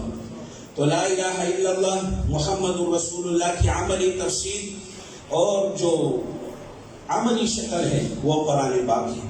اور پھر جو یہاں پہ جو دوسرا موضوع رکھا گیا ہے وہ حج کا موضوع رکھا گیا ہے. تو الحمدللہ ہمارے اکابر بیٹے ہیں اور زعماء امت بیٹے ہیں. تو ہم جب احادیث مبارکہ دیکھتے ہیں اور اس میں ایک خلاصہ دیکھتے ہیں کہ نبی کریم صلی اللہ علیہ وسلم نے اسلام کی تشریح ایک خیمے سے دی. تو لا الہ الا اللہ یہ ایک خیمہ ہے اور پھر اس خیمے کے جو ستون ہیں تو وہ 5 ستون ہیں. وہ نماز ہے، وہ روزہ ہے، وہ زکوٰۃ ہے، وہ حج ہے. تو پہلے لا الہ الا اللہ ہے جو کہ اس لا الہ الا اللہ کے تحت ہمیں جمع ہونا ہے. اور پھر محمد الرسول اللہ جو کہ قرآن پاک ہے، تو اس قرآن پاک میں ہم نے جمع ہونا ہے.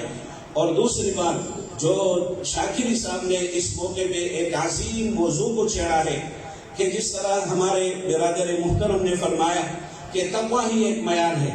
میں اس موقع پہ یہ کہنا چاہتا ہوں کہ ہو سکتا ہے شاکر صاحب کا ایک یہ موضوع بھی ہو کہ جب ہم حج عمرے پہ جائیں، جب حرمین شریفین کے مقدس سفر پہ جائیں، تو یہ صرف سیاحت کا سفر نہ ہو، یہ صرف وہ سیر سپاٹے کا سفر نہ ہو کہ ہم وہاں پہ 15-20 دن گزار کے واپس چلے آئیں. نہیں، حرمین کا سفر ایک عظیم سفر ہے، ایک نورانی سفر ہے، ایک مبارک سفر ہے.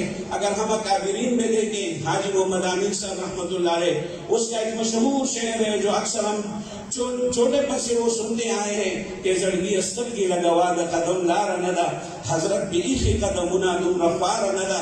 یعنی اس حرمین کے سفر کو مثلاً قرآن پاک کی وہ عملی صورت میں اور عملی تفسیر کی شکل میں کہ اگر ہم حرمین کے سفر پہ جائیں تو وہ صرف سیر سپاٹے کے لیے نہ ہو، صرف وہ سیر و تفریح کے لیے نہ ہو، بلکہ حقیقی معنوں میں، کیونکہ یہ مسلمانوں کے ایک عظیم مرکز ہے، نورانی مرکز ہے، روحانی مرکز ہے.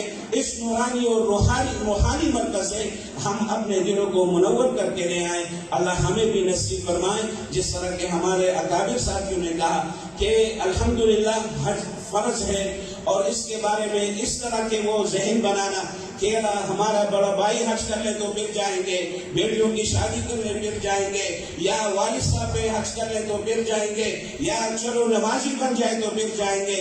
ایسی باتوں کو سامنے رکھنا اور ایسی باتوں کو اپنے لیے آڑ بنانا، تو میرے خیال میں یہ جو مجمع آج بیٹا ہے اور الحمدللہ تمام مکاتب فکر اس میں تشریف فرمائے، تو جس طرح مقصود سلفی صاحب دامت برکاتہ و حیاتہ نے فرمایا کہ اس جامعہ معارف اسلامیہ سے یہ پیغام جانا چاہیے کہ الحمدللہ ایک ہی قرآن پر ہم سارے متحد ہوں، اور یہ حج اور جتنے بھی عبادات ہیں تو وہ عبادت کے طور پر ادا کیے جائیں، نہ کہ سیر سپاٹے اور سیر تفریح کے طور پر.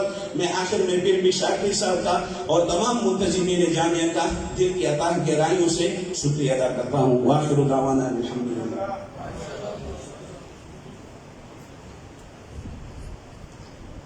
میں نہایت معذرت سے آپ یہ بات عرض کرتا ہوں کہ چونکہ 4 بجے میں آپ اپنی مجبوری کی وجہ سے تشریف نہیں لائے، جس وجہ سے شاید ہمارے وہ دوست جو پہلے آئے تھے ان کو زحمت ہو رہی ہے، تو اس زحمت کی معذرت. تو سے اگر پروگرام لمبی ہو جائے، ہمارے ہاں 2 حافظ بھی تشریف فرما ہے، انشاءاللہ ان سے آپ سوالات کریں گے، وہ آپ کی سوالات کے جوابات دیں گے. قبل اس کے کہ وہ آ جائے، میں مولانا سید فضل جمیل رضوی صاحب جو کہ درگاہ سے تشریف لا چکے ہیں، ان سے گزارش کرتا ہوں کہ وہ تشریف لے آئیں اور یہاں پہ اپنے جو زرعی خیالات ہیں وہ پیش کریں. 1-2 گاڑی ہے BB 506 اور SEH 5847. ایک گاڑی باہر نے راستہ ادا کیا ہے، جن کے ہوں مہربانی کر یہ گاڑیوں کا راستہ کھول دیں. 506 اور 5847. الحمدللہ وکفا وسلام علی عباده الذین اصطفى. اما بعد، قال اللہ تبارک و تعالی فی القرآن الکریم ذلک الکتاب لا ریب فیہ. وقال اللہ تبارک و تعالی ورفعنا لك ذکرک ان اللہ وملائکته یصلون علی النبی یا ایھا الذین آمنوا صلوا علیہ وسلموا تسلیما. صلاۃ و سلام علیک یا سیدی یا رحمۃ للعالمین وعلی آلک واصحابک یا سیدی یا شفیع المذنبین. سب سے پہلے میں محترم علامہ عادل حسین شاکری صاحب کو عظمت قرآن و حج کی کامیاب کانفرنس پر تہ دل سے ہدیہ تبریک پیش کرتا ہوں. ساتھ ہی اسٹیج پر تشریف فرما عظیم شخصیات جو ہر مکتب فکر سے تعلق رکھتے ہیں، جس میں ہماری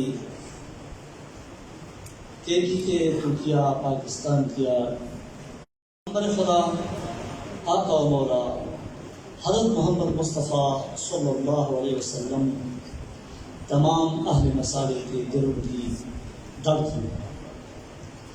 ان کی عظمت ہر مسلمان کے دل میں جگہ کر چکی ہے اور ہر مسلمان کے دل کا درد ہے. جب قرآن عظیم الشان میں باری تعالیٰ نے ارشاد فرمایا کہ حضرت محمد مصطفیٰ صلی اللہ علیہ وسلم کا ذکر اور شان میں نے بلند کیا ہے، بلند فرمایا ہے، تو کیا خیال ہے ان کی شان میں گستاخی کرنے والا ایسا ہے جس طرح سورج کی جان کوئی تھوکے اور وہ تھوک اس کے منہ پر آ جائے. میرے خیال میں مودی ہوں یا ان کے پیروکار بھارتیہ جنتا پارٹی کے رہنما ہوں، انہوں نے پیغمبر خدا صلی اللہ علیہ وسلم کے شان میں جو گستاخی کی، اس سے پیارے آقا و مولا صلی اللہ علیہ وسلم کی شان میں کسی قسم کی کمزوری نہیں آ سکتی، کیونکہ اس کا شان تو اللہ نے بلند فرمایا ہے. البتہ اپنی لیے ہزیمت کا سبب ڈھونڈا ہے. یہ ساری دنیا میں مسلمان الحمدللہ یکجا ہے اس پر کہ جنہوں نے گستاخی کی وہ قابل مذمت ہے. اور غیر محترم علامہ علی شاکری صاحب نے جو کانفرنس کا انتخاب کیا ہے وہ بھی اتفاق کا سبب اور سبق ہمیں سکھاتا ہے کہ وہ عظمت قرآن ہے اور حج کا فریضہ ہے. سارے مسلمان جس مذہب سے بھی تعلق رکھتے ہیں ایک ہی لباس میں فریض حج ادا کرتے ہوئے نظر آتے ہیں. اور میں نے سنا تھا کہ ایک دفعہ اس نے بھی یہ بیان دی تھی کہ اتفاق ہو تو حج کے فریضہ سر انجام ہونے والوں سے سیکھا جائے، ایک ہی لباس میں اور ایک قسم کے ارکان، اس پر سب کا اتفاق. کلام قرآن عظیم الشان اور فریض حج یہ ہمیں اتفاق کا درس بھی دیتا ہے. اور آج کل پہلے اتنا اتفاق و اتحاد یہ تو ہر وقت میں ہونا چاہیے، لیکن پہلے شاید ہی کی ضرورت نہ تھی. ڈنمارک چاہے فرانس ہو، چاہے انڈیا ہو، چاہے اندرون ہو، چاہے بیرون ہو، اندرونی و بیرونی سازشیں ہوں، وہ ہمیں یہ سبق سکھاتی ہے کہ جس طرح ہمارا قرآن پر اتفاق ہے، فریض حج پر اتفاق ہے، اپنے پیغمبر صلی اللہ علیہ وسلم کے شان میں گستاخی برداشت نہ کرنے پر سب کا اتفاق ہے اور ہونا چاہیے، اور ہمیں یکجان ہونا چاہیے. اور آخر میں یہی کہوں گا کہ جس طرح عمان سے فتویٰ آیا ہے کہ انڈین مصنوعات سے بائیکاٹ کیا جائے، یقیناً یہ ایک احتجاج ریکارڈ کرنے کے لیے اہم فتویٰ ہے. اور ساتھ ہی ساتھ میں یہ بھی اضافہ کرتا ہوں کہ حکومت وقت کو چاہیے کہ وہ ہوش کے ناخن لی، یہ نہ امریکہ ہے نہ فرانس ہے، یہ ہمارا پڑوسی پرانے زمانے سے دشمن ہو چلا رہا ہے. تو دشمنی پہلے سے بھی تھی لیکن ابھی وہ زور پکڑ گئی. اس لیے حکومت وقت کو چاہیے کہ بھارتی سفیر کو بلایا جائے اور اس کے ہاتھ میں کاغذ تھمایا جائے، اس کو ملک بدل دیا جائے اور اپنے سفیر کو ہندوستان سے واپس بلایا جائے. وما علینا الا البلاغ.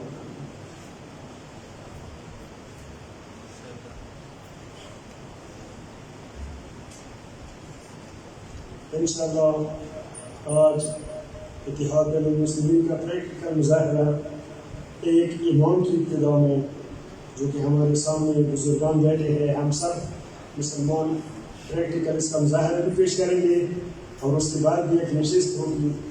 قبل اس کے کہ ہمارے جو دو حفاظ آئے ہیں وہ آ جائے، آپ ان سے مختلف قسم کے سوالات کر لیں۔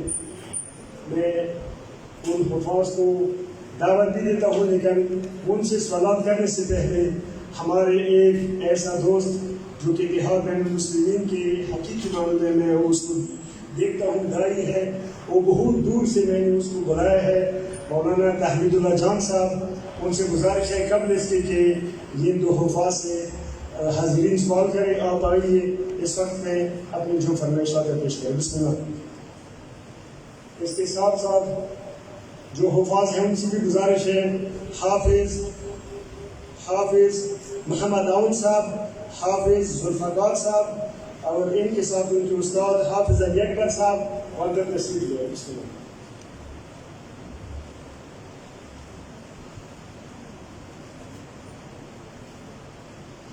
السلام علیکم ورحمۃ اللہ وبرکاتہ۔ بسم اللہ الرحمن الرحیم، نحمدہ ونصلی علی رسولہ الکریم، اما بعد فاعوذ باللہ من الشیطان الرجیم، بسم اللہ الرحمن الرحیم، واعتصموا بحبل اللہ جميعا۔ وقال اللہ تبارک وتعالی فی مقام آخر، لو انزلنا هذا القرآن على جبل لرأيته خاشعا متصدعا من خشية الله، صدق اللہ العظیم۔ اس طرح کے پروگراموں میں وہ کوشش کرتا ہے کہ ہر ایک کو موقع دے کہ وہ اپنے گزارشات پیش کرے۔ چونکہ میں پاڑا چنار میں تھا اور شاکری صاحب کا پرزور مطالبہ تھا کہ ہر صورت میں آپ نے تشریف لانا ہے، آپ نے حاضر ہونا ہے، تو حکم بجاوری کے طور پر میں یہاں حاضر ہو گیا ہوں، اور وقت کی کمی ہے اور ہمارے اکابرین بیٹے ہیں، اکابرین کے سامنے بات کرنا میرے لیے مناسب نہیں ہے۔ بس میں صرف دعا گو ہوں کہ آج یہاں پر جس طرح ہم ایک مکتب فکر کے مسجد میں، ان کے ادارے میں جس طرح جمع ہوئی ہے، اور تمام مکاتب فکر کے علماء کرام ایک ہی چھت کے نیچے تشریف فرما ہے، میں دعا گو ہوں اور میری دلی تمنا ہے کہ اللہ تعالیٰ ہر مسلک کے ادارے میں، ہر مسلک کہ مسجد میں، اگرچہ مسجد اللہ تعالیٰ کا گھر ہوتا ہے، اس کا تعلق کسی مسلک سے نہیں ہوتا، لیکن بہرحال میں دعا گو ہوں کہ یہاں جو توفیق ہمیں ملی ہے، اللہ تعالیٰ یہ توفیقات ہمیں ہر جگہ عطا فرمائے، اور ایک عملی مظاہرہ ہر ایک مسلک کی طرف سے اور ہر ایک ادارے کی طرف سے اس طرح ہو جائے۔ میں اس بات پہ اتفاق کرتا ہوں۔ ھذا وآخر دعوانا ان الحمدللہ رب العالمین۔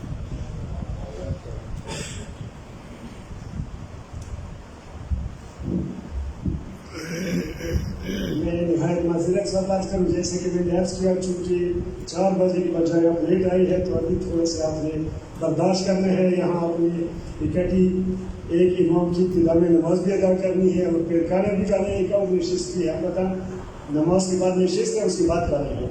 ابھی ان دو حفاظ کا جو استاد محترم ہے علی اکبر صاحب، میں اسے گزارش کرتا ہوں کہ بسم اللہ، یہ جو حفاظ ہے ان کے حوالے سے آپ حاضرین کے سامنے گفتگو فرمائیں، اور آپ ان حفاظ سے سوال کرنا چاہیں تو ان کے استاد محترمات کو اس طرح۔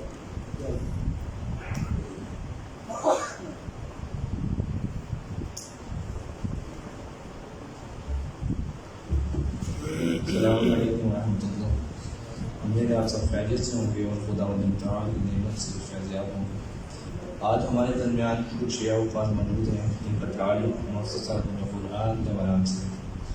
ان حفاظ نے نہ صرف قرآن کریم کو بہترین انداز میں حفظ کیا، بلکہ قرآن کریم کے معنی اور مفہوم پر بہترین کام کیا تاکہ اپنی زندگی کو قرآن کے مطابق ڈھال سکیں۔ اس کے علاوہ ان حفاظ نے قرآن کریم کو مختلف انداز سے، یعنی صفحہ نمبر سے، آیت نمبر سے، آیت کے حصے سے اور صفحے کے آیت نمبر سے اور کسی بھی موضوع کے حوالے سے انہوں نے قرآن کریم کو حفظ کیا۔ دوسرا یہ کہ انہوں نے جس قرآن سے حفظ کیا اس خط کا نام خط عثمان طہا ہے، جو کہ بین الاقوامی طور پہ تحفیظ قرآن کے لیے استعمال ہوتا ہے. اور انشاءاللہ یہ قرآن جو ہے آپ نے دیے بھی جا رہے ہیں. ہم سوال و جواب کا جو سلسلہ ہے وہ آغاز کریں گے. تو سوال و جواب میں ہم سب سے پہلے مختلف طریقے سوال کریں گے. پہلا طریقہ جو ہوگا وہ آیت نمبر سے اور پیج نمبر سے، اور قرآن میں کہیں سے بھی آپ کوئی بھی سبق کھول کے آیت کے کسی بھی حصے سے سوال کر سکتے ہیں. تو بسم اللہ کرتے ہیں. پہلے کون سوال کرنا چاہیں گے بچے سے؟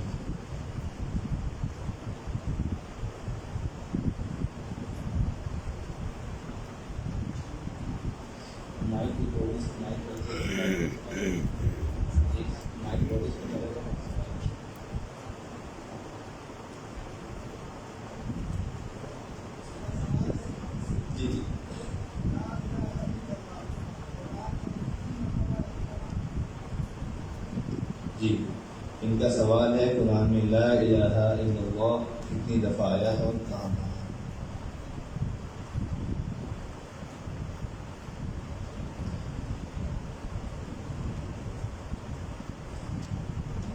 جی بتانا شروع.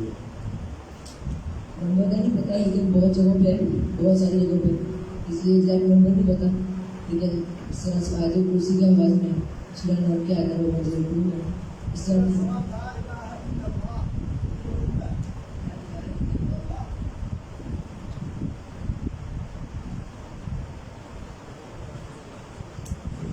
سورہ نحل کی آیت نمبر 2 میں بسم اللہ الرحمن الرحیم ينزل الملائكة بالروح من أمره على من يشاء من عباده أن أنذروا أنه لا إله إلا أنا فاتقون. احسن ماشاءاللہ. اس کے علاوہ اور کوئی سوال کرنا چاہتے ہیں؟ جی سورہ انبیاء کی آیت نمبر 10 کی تلاوت سنیں. سورہ انبیاء آیت نمبر 10. بسم اللہ الرحمن الرحیم. ایڈریس بتائیں. Page number 322 1 second total item 5 6. لقد أنزلنا إليكم كتابا فيه ذكركم أفلا تعقلون. یہ سوال درست ہے ماشاءاللہ.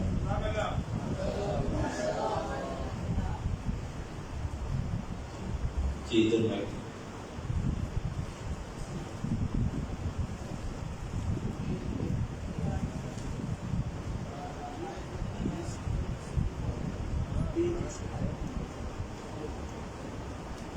پیج نمبر 300 سورۃ الکہف فرسٹ آیت 54 پیج کی لاسٹ آیت 61 اور پیج پر ڈبل آتے ہیں. بسم اللہ الرحمن الرحیم وَلَقَدْ صَرَّفْنَا فِي هَذَا الْقُرْآنِ لِلنَّاسِ مِنْ كُلِّ مَثَلٍ وَكَانَ الْإِنسَانُ أَكْثَرَ شَيْءٍ جَدَلًا.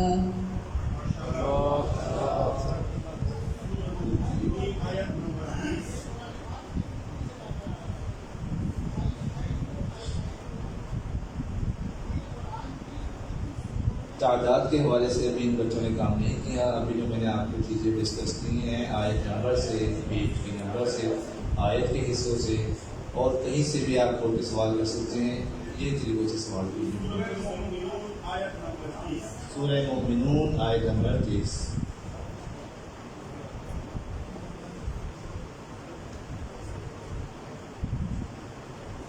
سورہ مومنون آیت نمبر 30.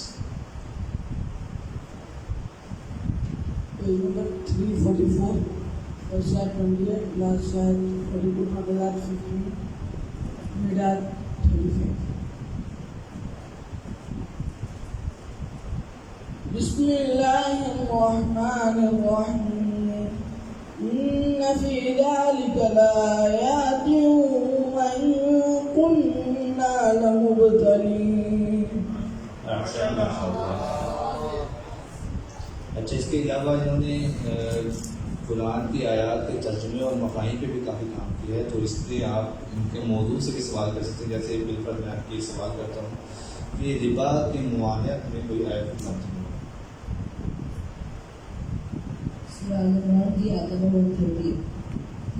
بسم اللہ الرحمن الرحیم.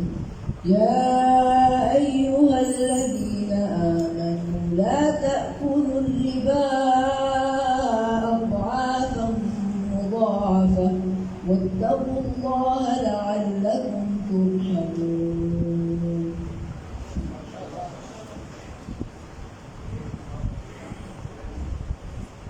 جی، صحابہ کی شان میں کوئی آیت تو خلاف نہیں.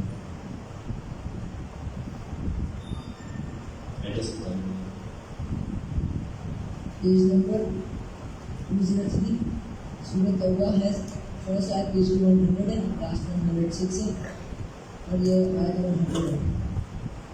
اعوذ باللہ من الشیطان الرجیم. والسابقون الأولون من المهاجرين والأنصار والذين اتبعوهم بإحسان رضي الله عنهم ورضوا عنه وأعد لهم جنات تجري تحتها الأنهار خالدين فيها ذلك الفوز العظيم.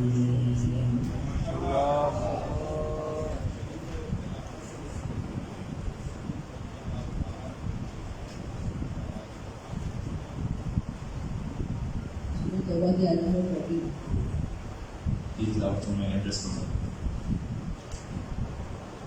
پیج نمبر ہے 193. پیج کی فرسٹ آیت 37 لاسٹ 40 اور ٹوٹل آیت 4.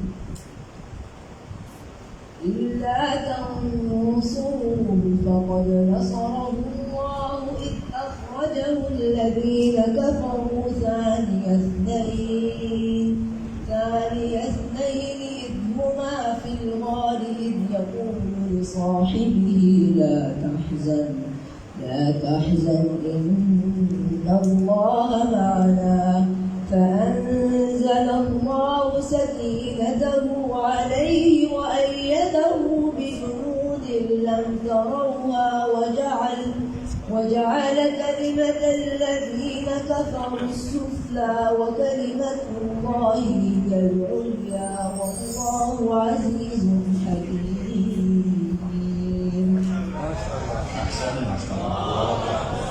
اللہ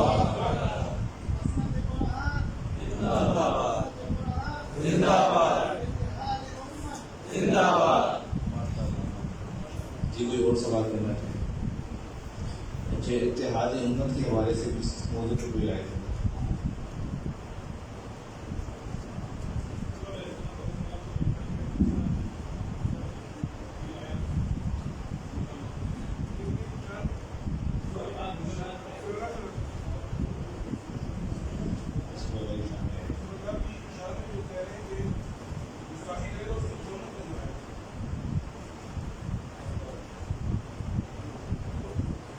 سورہ احزاب کی آیت نمبر 57 ہے. بسم اللہ الرحمن الرحیم. ان الذین یؤذون اللہ ورسولہ لعنهم اللہ فی الدنیا والآخرة وأعد لهم عذابا مہینا. بے شک جو لوگ اذیت دیتے ہیں خدا کو اور اس کے رسول کو تو خدا کے اوپر لعنت کرتا ہے اور ان کے لیے دردناک اور مہین عذاب کو تیار کر رکھا ہے. اسی سوال کو آگے بڑھاتے ہوئے اگلے پیج کا نمبر بتائیں. پیج ہے 427. اسٹارٹ کہاں سے ہو رہا ہے؟ اگلے پیج کی پہلے ایڈ پڑھیں. بسم اللہ الرحمن الرحیم. الحمدللہ رب العالمین. 2 پیج چھوڑ کے اس سے اگلی ایڈ پڑھیں. ولا تنفع الشفاعة عنده إلا لمن أذن. ایک پیج چھوڑ کے آگے آئے پڑھ. ويوم يحشرهم جميعا ثم يقول للملائكة هؤلاء. اس پیج کی آخری آیت تلاوت کریں. إن ربي يقذف بالحق علامه. اس آیت کا نمبر 7 آیت 48. سورہ سبا آیت 48. ماشاء اللہ صحیح ماشاء اللہ. جی کوئی اور سوال کرنا چاہیے؟ جی جناب آصف بن نوفل ان کے بارے میں آیت ایڈریس بتائیں اور پھر پیج نمبر 386 اور 44 ٹوٹل 9 میڈار 14 آیت نمبر 14. بسم الله الرحمن الرحيم. قال الذي عنده علم من الكتاب أنا آتيك به قبل أن يرتد إليك طرفك فلما رآه مستقرا عنده قال هذا من فضل ربي ليبلوني أأشكر أم أكفر ومن شكر فإنما يشكر لنفسه ومن كفر فإن ربي غني كريم. احسن ما شاء الله.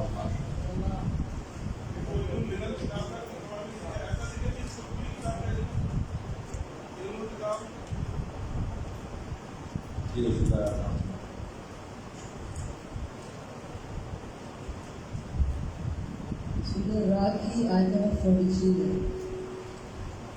ويقول الذين كفروا لست مرسلا قل كفى بالله شهيدا بيني وبينكم ومن عنده علم الكتاب. اور وہ لوگ جو ان کو کفر کرتے ہیں کہتے ہیں کہ آپ رسول نہیں ہیں، کہہ دیجیے کہ میری رسالت کی گواہی کے لیے صرف اللہ ہی کافی ہے اور وہ شخص جس کے پاس کوئی کتاب ہے. اکثر ماشاء اللہ ان بچوں کی حوصلہ افزائی کے لیے نرنتر صلوات. اللہم صلی علی محمد و آل محمد. ماشاء اللہ. جی کوئی سوال کرنا چاہے تو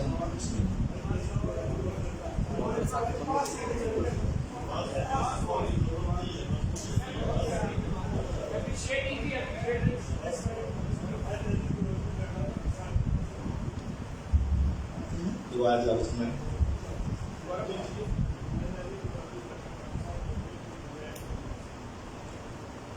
مائک ذرا دے دے، کچھ سمجھ نہیں آ رہی کیا کہہ رہے ہیں.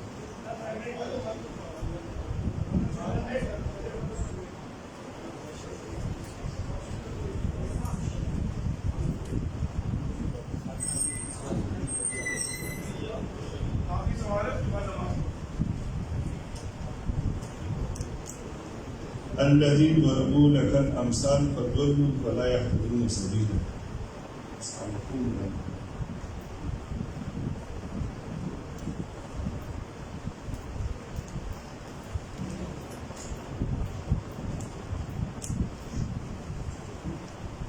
یہ اگر کوئی سوال اس سوال کو ریپیٹ کر سکے کہ لہجہ ایسا ہے کہ بچے سمجھ نہیں پا رہے کہ کیا ورڈ ہے. آیت کا آخری حصہ سمجھ آ رہا ہے، آپ شروع کر سکتے ہیں. آیت کا آخری حصہ بچوں کو سمجھ آ رہا ہے، لیکن اگر کوئی نہیں آیت سمجھ نہیں آ رہی، مسئلہ یہ ہے آیت سمجھ لہجے کی سمجھ نہیں آ رہی، اس میں آیت کی ورڈ کیا ہے.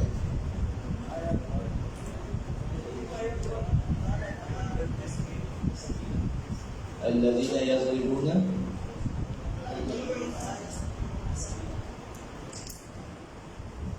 انظر كيف ضربوا لك الأمثال. انظر كيف ضربوا لك الأمثال. اچھا اینڈ سے آپ بول رہے تھے، ٹھیک ہے یہ آیت ہے انظر كيف ضربوا لك الأمثال. جی بیٹا اس کا ایڈریس بتائیں اور پڑھیں. ہاں اس کا ترجمہ یہ کہ ان لوگوں کی طرف دیکھیں کہ کس طرح وہ آپ کے لیے مثالیں گھڑ کر لاتے ہیں تو وہ راہ سے بھٹکے ہوئے.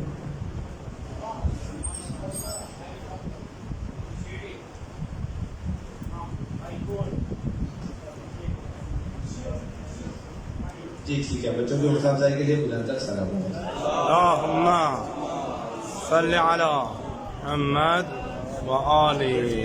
نماز کے لیے آپ سب سے گزارش ہے کہ مدرسے کے اندر نماز جماعت کی جگہ ہے، سب مل کے اتفاق اتحاد کا پریکٹیکل مظاہرہ کر کے